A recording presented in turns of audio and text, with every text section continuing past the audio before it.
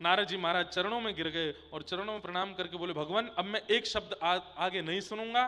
परसों कंस किसी को भेजेगा और भेज करके आपको मथुरा बुलवाएगा, आप सब छोड़ करके मथुरा जाएंगे, कंस का वध करेंगे और वापस फिर ब्रजमंडल नहीं आएंगे।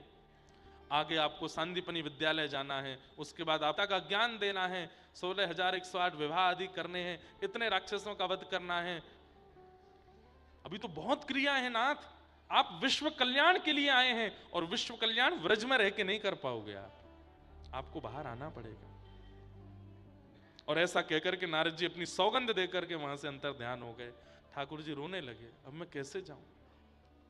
वो 3 दिन इतनी व्याकुलता में हैं ठाकुर जी, एक एक के पास जा रहे हैं, मधुमंगल को हृदय से लगाते हैं तो हृदय से लगाए रखते हैं। मधुमंगल के लाला 11 वर्षन में इतना प्रेम तने पहले कभी नहीं किया, आजकल काहे क्यों। ठाकुर जी एक एक को हृदय से लगा के, एक एक को स्पर्श करके, मानो उसकी स्मृति अपने अंदर ले रहे हैं, उसकी भावनाओं को अपने चित्त में धारण कर रहे हैं कि अब पता नहीं कब मिलेंगे मुझे ये। और परसों का दिन आया, श्री अक्रूर जी महाराज वृंदावन आए और वृंदावन आकर के नंद यशोदा से कहा, आपके बालकों को पुरस्कृत करने के लिए कंस ने मथुरा में बुलाया है। ये खबर सुनते ही सब ब्रजवासी स्तब्ध हो गए, बोले हमारे लाला को कोई पुरस्कार नहीं चाहिए, मथुरा तो बिल्कुल नहीं जाएगा, कंस के यहां तो कतई नहीं जाएगा। सब ब्रजवासी चढ़ गए अक्रूर जी के ऊपर। तब दूर बैठे हुए कृष्ण बलराम मन में सोचने लगे, भैया ऐसे तो हम नहीं जा पाएंगे, कुछ करना पड़ेगा।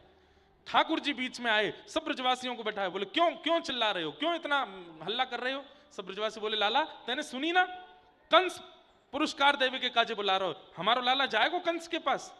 ठाकुर जी कमर पे हाथ धर के बोले, क्यों नहीं जाएंगे हम, अभी तुम्हारे बालक को पुरस्कार देना हो तो तुरंत भेज देते, लेकिन मोए पुरस्कार मिलेगा तो सबरे मना कर रहे हो।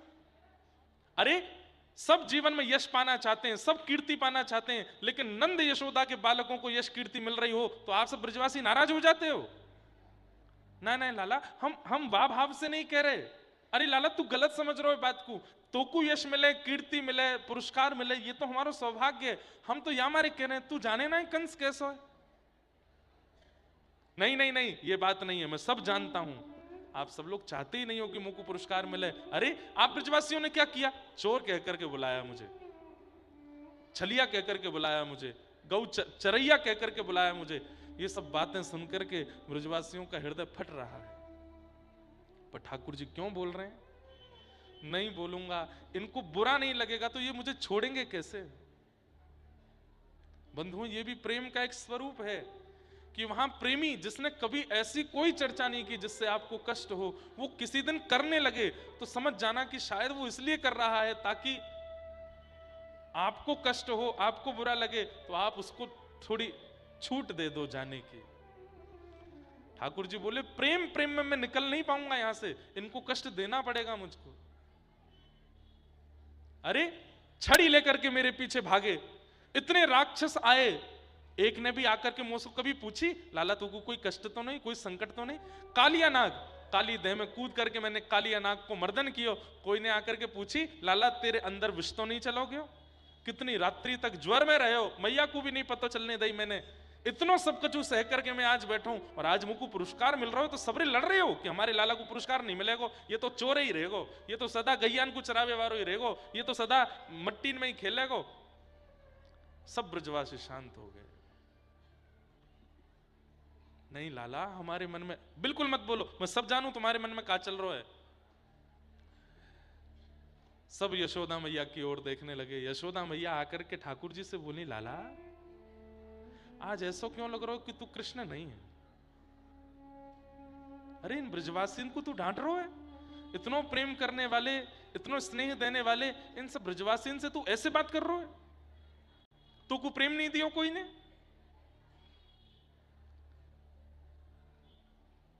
ठीक है, मैं राजी हूं, मेरो लाला जाएगो मथुरा जाके पुरस्कार लेगो और आप सब लोग भी राजी रहो। देखो भैया, लाला आप छोटो नहीं, बड़ो है, रोए, वाकई भी इच्छा है। अब मैया जब राजी हो रही है तो ठाकुर जी रो रहे हैं, क्योंकि वो चाहते तो थे नहीं ना कि ये राजी हों, पर राजी हो गई मैया। यशोदा मैया मुखमंडल पर प्रसन्नता है, ठाकुर जी के वस्त्र लगा रही हैं। लाला सुबह स्नान करके जेवारे वस्त्र पहन लियो और मां मथुरा में कोई तो सारे मत बोल दियो, नहीं तो बहुत पिटेगो। मथुरा बड़ी नगरी है, वो गोकुल ना है, वृंदावन ना है लाला। और मां भूख लगेगो, का खाएगो? मैया मैं कर लूंगा व्यवस्था। नहीं, दाऊ तेरे संग जाएगो और तू कहेगो एक आध सखा तेरे संग जाएंगे और मैं ध्यान रखियो। और लाला सुन, रात में तू मेरे बिना तो सोवे ना है, नींद कैसे आवेगी? रात भर मेरो पेट पकड़ के सोवे।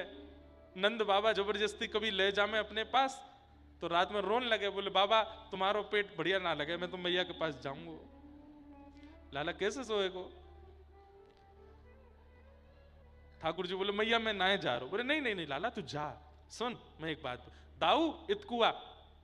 दाऊ दादा आए, मैया ने अपनी चुनरी दई दाऊ दादा को। बोले रात में या को ओढ़ के सोयो करियो, सो लाला को यूं लगेगी कि मैया मेरे पास है, सो तो उसे लिपट के सो जाएगा। दाऊ दादा बोले मैया तू इतनी व्यवस्था क्यों दे रही? परसों आ जाएंगे हम, एक रात की बात है मैया।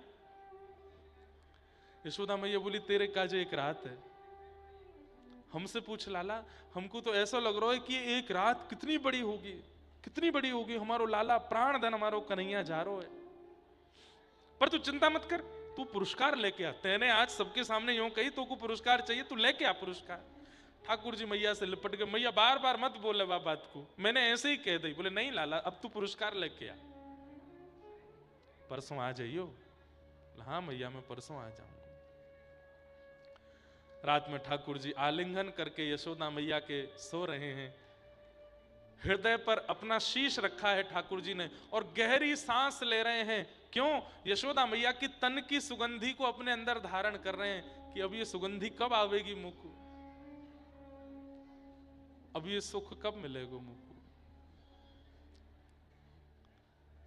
प्रातः काल सूर्य उदय हुआ, ठाकुर जी स्नान करके तैयार हुए। आज व्रजमंडल में वैसी चहल पहल नहीं है, आज व्रजमंडल में वैसा आनंद नहीं है। सब मानो जैसे किस विरह में है, जानते हुए भी कि परसों लाला आ जाएगा, फिर भी इतने विरह में है। ठाकुर जी भी जो नित्य चंचल रहते हैं, नित्य उछल कूद ऊधम करते रहते हैं, आज वो भी शांत हैं। नंद भवन का द्वार जैसे ही खुला, क्या देखते हैं? जहां तक दृष्टि जा रही है सब ब्रजवासी खड़े हैं और एक आवाज भी नहीं आ रही है, केवल अपलक नेत्रों से ठाकुर जी को देख रहे हैं। श्याम सुंदर देहली पे खड़े भये और सब ब्रजवासी से बोले मैं आ जाऊंगा परसों, तुम सब अपना ध्यान रखियो। सब ब्रजवासी, तब केवल ब्रजवासियों की ऐसी स्थिति नहीं है। अरे भोर होते ही पक्षी चहकने लगते हैं, आज कोई पक्षी नहीं चहका है। सुबह भोर होते ही गैया सानी करके अपना भूसा पाती है, आज किसी गाय ने चारा नहीं चरा। सुबह होते ही सब बछड़ा बछिया अपनी मैया का दूध पीते हैं, आज कोई बछड़ा बछिया दूध नहीं पी रही है। सब कतार में खड़े हैं और श्याम सुंदर की ओर नेत्रों से अश्रु प्रवाह करते हुए देख रहे हैं। और बंधुओं बार बार इस बात को कहूंगा, इन ब्रजवासियों का और इन सबका जो विरह है वो किस बात को सोच करके कि एक रात हम कैसे रहेंगे, केवल इसलिए इतने व्याकुल हैं। इनको पता नहीं है कि कन्हैया आने वाले ही नहीं है। केवल एक रात्रि का विचार करके इतने विरह में हैं ब्रजवासी।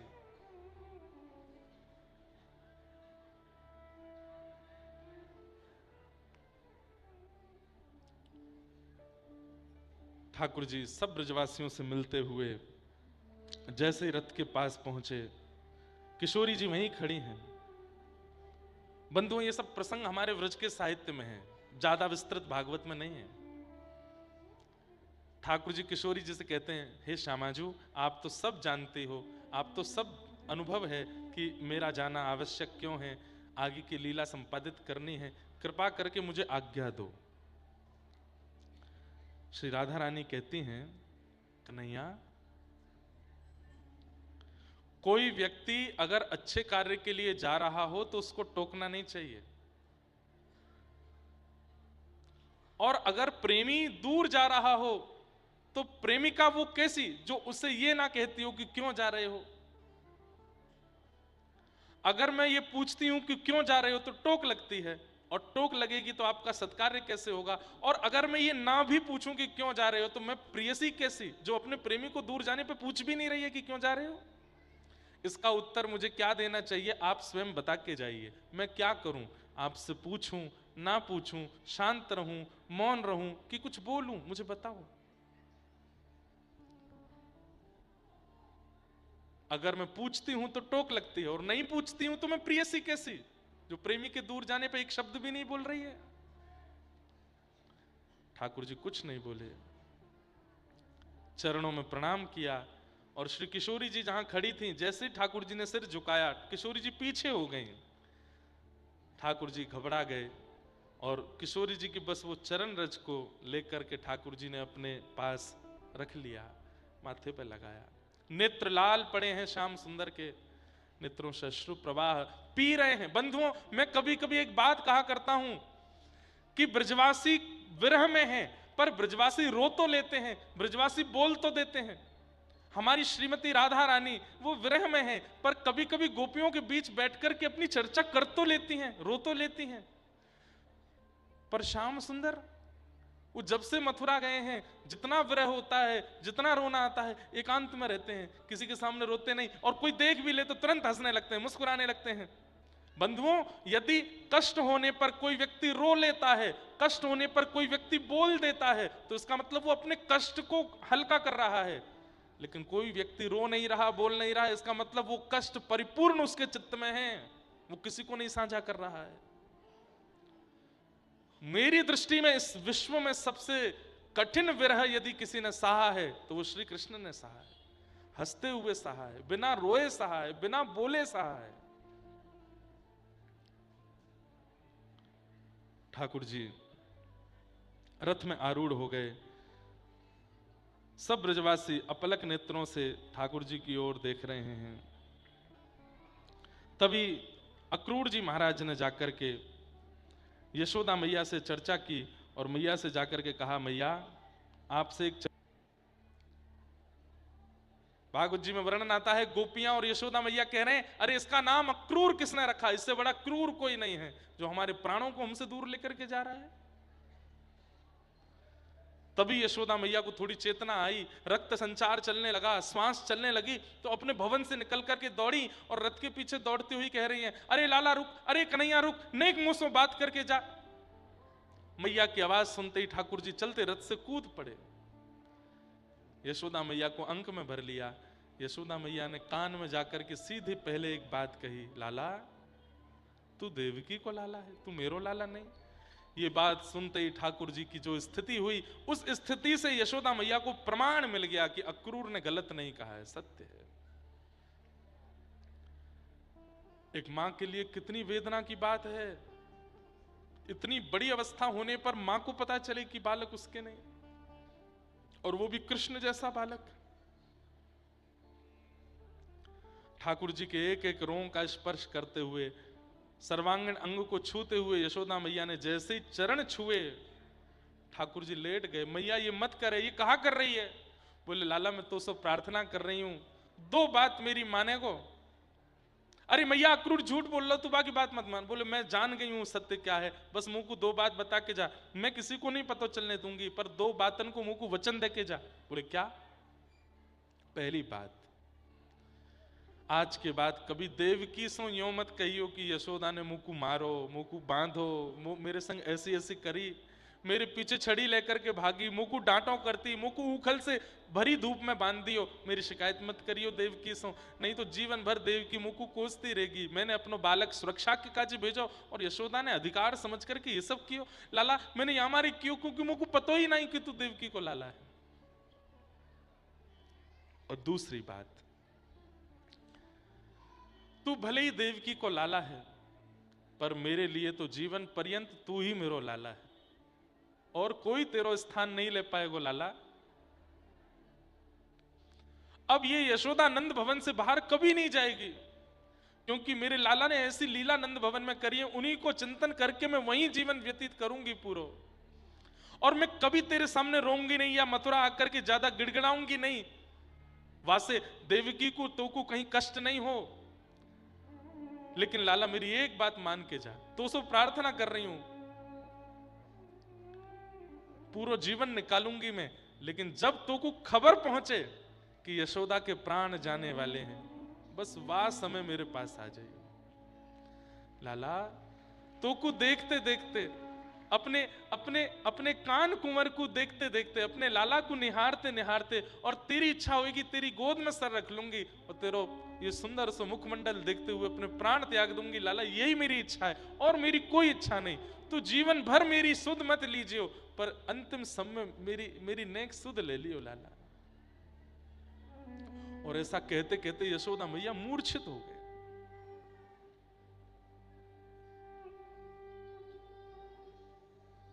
ठाकुर जी आकाश की ओर देखते हैं, 33 कोटि देवताओं को देख करके प्रार्थना कर रहे हैं, मुझे ब्रज से दूर मत करो। सब गोपी ग्वाल दौड़े आए। ठाकुर जी ने कही मैया को संभालो और तुम सब भी अपना ध्यान रखो, मैं आ जाऊंगा।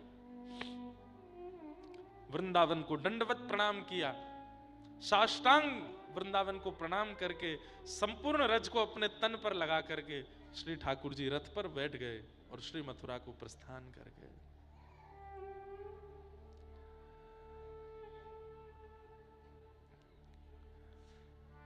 हमारे श्री परमानंद दास जी एक पद गाते हैं, व्रज के विरही लोग बेचारे, व्रज के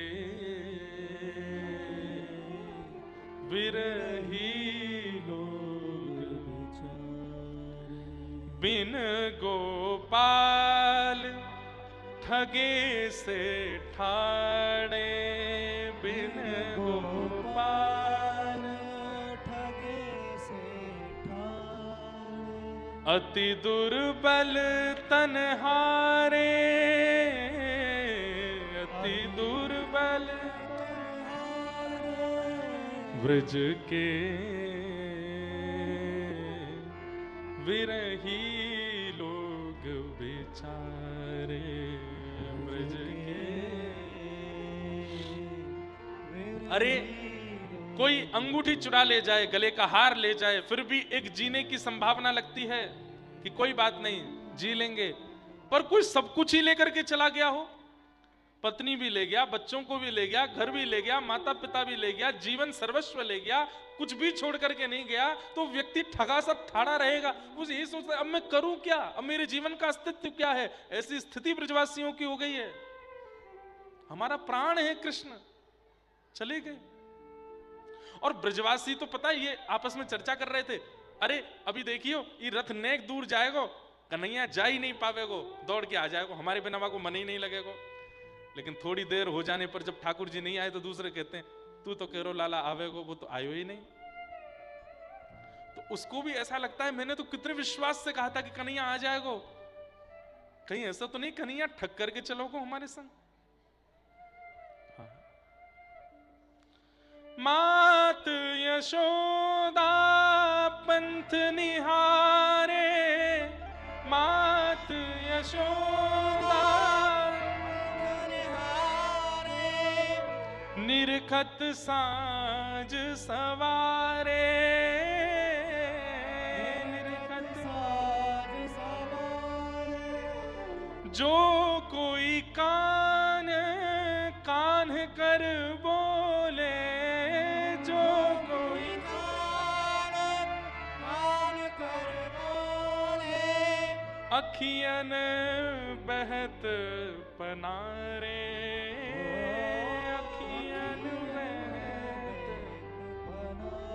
बनारे, ब्रज के बिरही लोग बेचारे, ब्रज के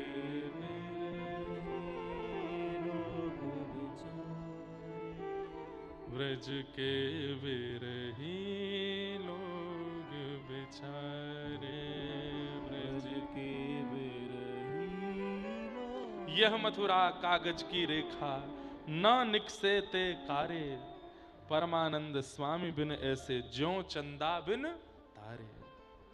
जैसे चंद्रमा के बिना तारे नहीं दिखते हैं, ऐसे अब कृष्ण के बिना हमारा अस्तित्व क्या है। चले गए श्याम सुंदर। अब प्रकट लीला में तो बंधुओं चले गए ठाकुर जी, पर अप्रकट लीला की भावना ऐसी है, वृंदावनम परित्यज्य पाद मेकम न गच्छति। जैसे ही वृंदावन की सीमा पर रथ पहुंचा ठाकुर जी का, ठाकुर जी ने तुरंत अक्रूर जी का कंधा पकड़ा, बोले रोको रथ यहीं पर। ध्यान से सुनिएगा इस लीला को। अक्रूर जी बोले क्या बात है? यमुना स्नान करना है। अक्रूर जी के मन में एक संशय चल रहा था, ठाकुर जी को देख करके छोटा सा जरा सा बालक है, ये कंस को मार पाएगा? उस संशय का भी निवारण करना था ठाकुर जी को, और एक लीला भी करनी थी। तो ठाकुर जी ने क्या किया? यमुना जी के तट पर तुरंत रथ रुकवाया। जहां वृंदावन की सीमा खत्म होती है ठीक वहीं ठाकुर जी ने रथ रुकवा। आज भी है अक्रूर घाट वृंदावन में, बिल्कुल ज्यादा लोग वहां पहुंच नहीं पाते, जंगल के अंदर है अक्रूर घाट। तो वहां ठाकुर जी ने रथ रुकवाया, और रथ रुकवा करके ठाकुर जी बोले हम यमुना स्नान करने जा रहे हैं। यमुना स्नान करके ठाकुर जी लौट करके आए। अक्रूर जी महाराज बोले मेरी भी इच्छा हो रही है, मैं भी स्नान करूं। बोले जाओ। अक्रूर जी ने जैसे ही यमुना जी में गोता लगाया, भीतर जाकर के आंख खोल करके देखा, तो वही दो भुज श्री कृष्ण जो रथ पर बैठे हैं, वो सर्वांगीण अपनी मायाओं के साथ शंख चक्र गदा पद्म धारण करके शेष नाग पर पौड़े हुए यमुना जी के भीतर दर्शन दे रहे हैं। जब वही छवि चतुर्भुज रूप में भीतर देखी, अक्रूर जी घबराए, तुरंत निकल करके बाहर देखा तो वही ठाकुर जी दो भुज में खड़े हैं। पुनः भीतर जाकर के देखा तो वो छवि दिखाई नहीं दी। इस पूरे संदर्भ में लीला क्या हुई, बहुत ध्यान से सुनिएगा। ठाकुर जी ने दो रूप धारण किए। एक ठाकुर जी का ऐश्वर्य रूप है और एक ठाकुर जी का प्रेम स्वरूप है। कर्तुम अकर्तुम अन्यथा कर्तुम समर्थ ईश्वर।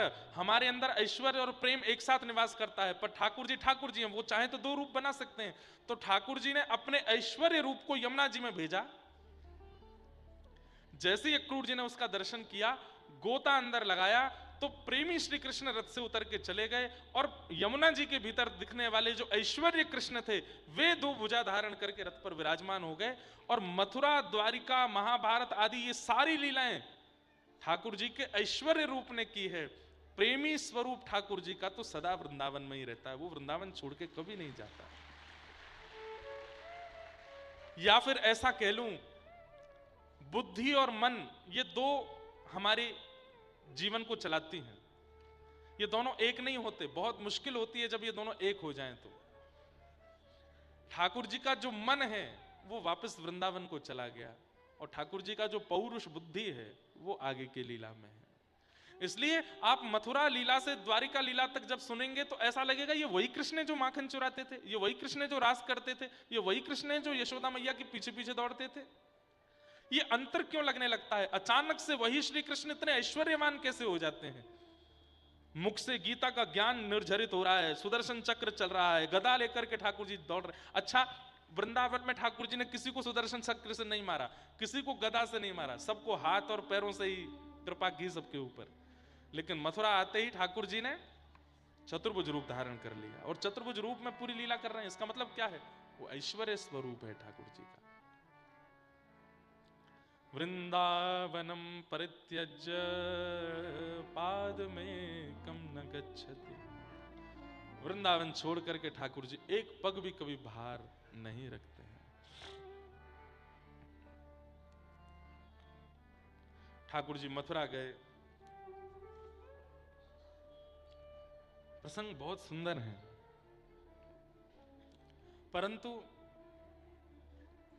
विरह का प्रसंग हमारे व्रज वाले ज्यादा कह नहीं पाते। हम तो कह भी लेते हैं, पर व्रज वाले मना करते हैं, बोले ठाकुर जी वृंदावन से बाहर गए, ये बात ज्यादा कहनी नहीं मंच से। ठाकुर जी मथुरा गए, मथुरा जाकर के कुबल्या पीड़ हाथी का उद्धार किया, दर्जी का उद्धार किया, कुब्जा का उद्धार किया, मल्लों के साथ युद्ध करते हुए आसन पर विराजमान कंस को उठा करके पृथ्वी पर पटक दिया, कंस का वध कर दिया। बोलो कंस मर्दन भगवान की। कारागृह में जाकर के मैया देवकी को मुक्त किया। देवकी मैया हृदय से लगा करके लाला से कहती है अब मोह छोड़ के मत जाइयो। ठाकुर जी बोले कहीं ना जाऊंगा मैया, तेरे संग ही रहूंगा। ठाकुर जी ने इच्छा प्रकट करते हुए वसुदेव जी से कहा अब मुकु पढ़वे जानो है, और श्री वसुदेव जी ने कुछ दिनों बाद ठाकुर जी को सांदीपनी उपाध्याय जी के यहाँ पर पढ़ने के लिए भेजा। और अवंतिकापुरी यानी कि उज्जैन में आकर के ठाकुर जी ने सांदीपनी उपाध्याय जी से अध्ययन किया। वहीं ठाकुर जी को सुदामा नाम के मित्र की प्राप्ति हुई। इतनी सुंदर कथा है कि सुदामा जी से मैत्री कैसे हुई ठाकुर जी की। सुदामा जी ने देखा ये लाला कन्हैया कोने में बैठो रहे, कछु बोले नहीं चाले नहीं, पूरे दिन खिड़की से बाहर देखते रहे। इतने ठाकुर जी व्याकुल चित्त में रहते थे, केवल अपना पढ़ाई करना, भोजन करना और कोने में बैठे बैठे व्रज को याद करना। तब सुदामा जी के चित्त में आई और सुदामा जी ने जाके धीरे धीरे ठाकुर जी को खोलना शुरू किया। लाला तू काय को इतने विरह में रहे, कहा बात है? तब ठाकुर जी ने सब बात बताई। मैंने यशोदा मैया के संग ठीक नहीं कियो, उनको छोड़ के आएगो, मैं ब्रजवासी को छोड़ के आएगो, मैं मधुमंगल श्रीदामा सबको छोड़ के आए गयो। तो सुदामा जी को लगा कि ये इतने रो रहे हैं, इनको सुख कैसे दूं। तो सुदामा जी एक एक व्यक्ति के बारे में पूछते, अच्छा मधुमंगल कैसो है? तब ठाकुर जी कहें ऐसी टेढ़ी सी चाल चले, ऐसी धोती पहने, ऐसी बगलबंदी पहने, ऐसे सिर पर पटका बांधे और ऐसे बोल बोले, वाको स्वर ऐसो है। तो श्री सुदामा जी मधुमंगल की जैसी धोती बगलबंदी पाग पहन के और उसके स्वर में बोलते हुए कन्हैया के पास, कन्हैया। ठाकुर जी कान खड़े हो जाते हैं, मधुमंगल, अरे मेरो मधुमंगल आयो। बाहर आकर के देखते हैं तो श्री सुदामा जी मधुमंगल बने हैं। ठाकुर जी से कहें आज मुझको सुदामा मत माने, आज मुझको मधुमंगल मान के मेरे संग लीला कर। तो ठाकुर जी को इतना सुख मिलता, ब्रज के वियोग में ब्रज का अनुभव सुदामा जी ने कराया, इसलिए ठाकुर जी ने उनको अपने हृदय का सबसे प्रिय सखा बनाया। क्या समझ में आई बात?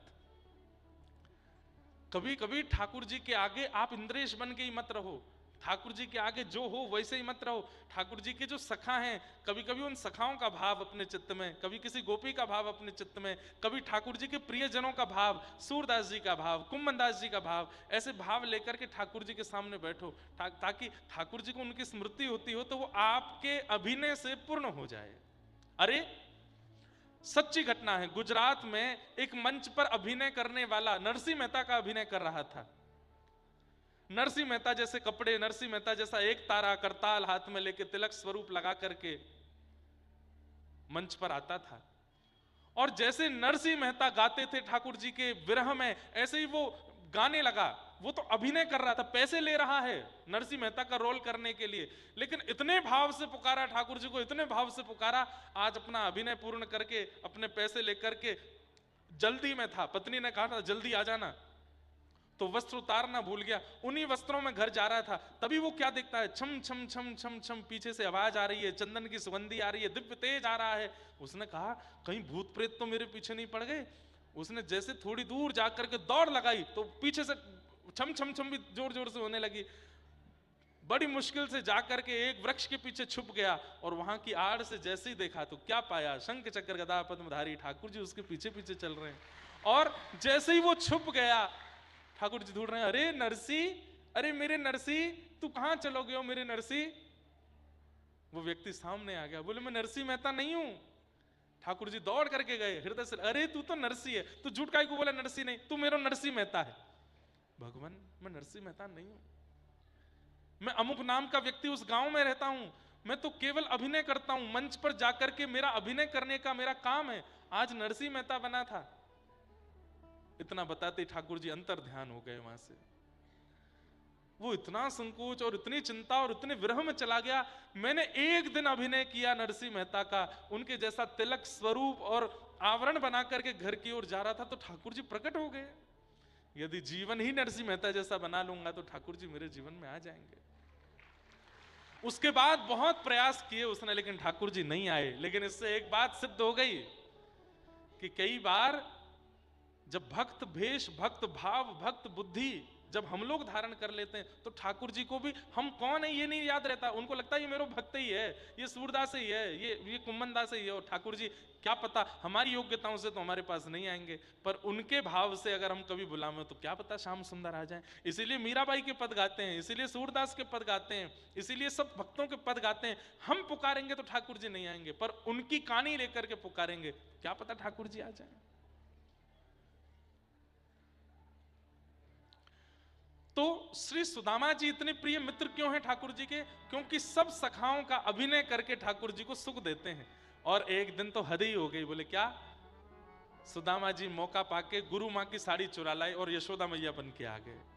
ठाकुर जी तो इतने रोए उस दिन मैया से गले लग के, अरे मेरी मैया आ गई, मेरी मैया। इसलिए जितने दिन ठाकुर जी विद्यालय में रहे, सुदामा जी को एक क्षण के लिए भी ठाकुर जी ने छोड़ा नहीं। यहां पर यह बात नहीं कही जाएगी कि सुदामा जी ने ठाकुर जी को नहीं छोड़ा, यहां यह कहा जाएगा ठाकुर जी 24 घंटा हाथ पकड़ के रखते सुदामा जी का, तुम होते दूर नहीं जाओ, मेरे पास रहे। इतना प्रेम ठाकुर जी सुदामा जी से करते हैं। कुछ वर्ष बाद ठाकुर जी लौट करके मथुरा आए। ठाकुर जी को राजकुमार कहकर के सब मथुरावासी पुकारने लगे। भगवान को फिर भी व्रज की याद आई तो श्री उद्धव जी को व्रज भेजा। उद्धव जी व्रजमंडल जाकर के सब दर्शन करके आए। 6 महीना बाद लौटे, बोल के गए थे शाम तक आ जाऊंगा, 6 महीना बाद लौट करके आए। ठाकुर जी ने संपूर्ण व्रज का अपने पास दर्शन। ये बंधुओं, ये जो पूरा सत्र आपने सुना ना, व्रज से गमन तक, उद्धव जी के व्रज गमन तक, ये पूरा सत्र इतना सुंदर है, इसको 7 दिन में कहा जाए तो आनंद आवे। ठाकुर जी का व्रज से मथुरा आगमन और फिर उद्धव जी का व्रज गमन, उद्धव गोपी संवाद बहुत सुंदर है।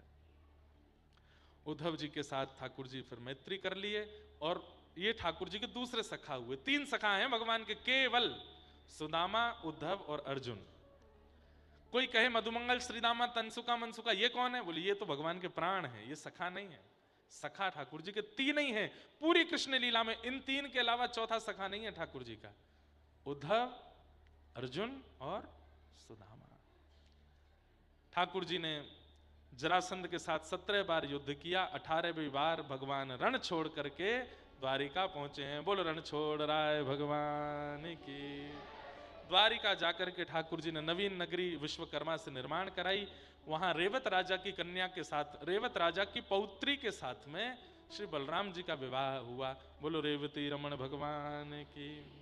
और फिर कौंडन्यपुर के राजा भीष्मक की पुत्री रुक्मणी जी के साथ में भगवान का विवाह हुआ। बोलो रुक्मणी रमण भगवान की। इस प्रकार ठाकुर जी का विवाह संपन्न हुआ। आगे बंधुओं अनेक ठाकुर जी के विवाह हुए। 8 प्रमुख विवाह हैं। 8 प्रमुख विवाह के बाद ठाकुर जी का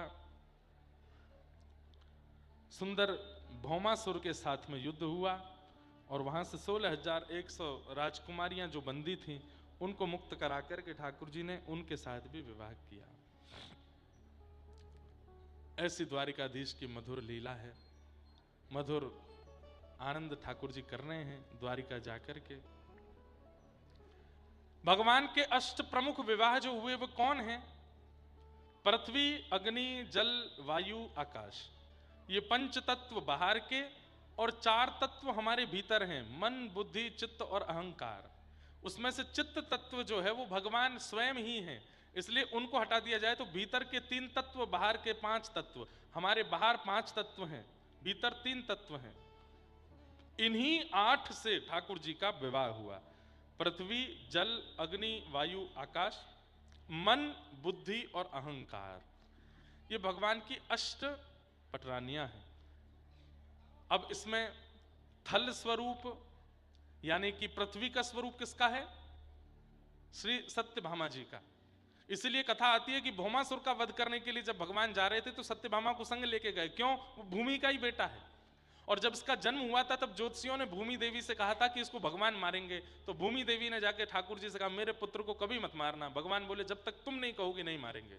वही भूमि जब सत्यभामा बनकर के भगवान की पत्नी बनकर के आई तब ठाकुर जी युद्ध करने के लिए भौमासुर के पास गए। बहुत देर तक भौमासुर को नहीं मारा तो रथ में बैठी बैठी सत्यभामा बोल पड़ी, ठाकुर जी आप इस दुष्ट को मार क्यों नहीं देते? भगवान बोले यही प्रतीक्षा कर रहे थे कि आप बोलो। और तुरंत भगवान ने भौमासुर का वध किया। तो भूमि तत्व कौन है? सत्यभामा।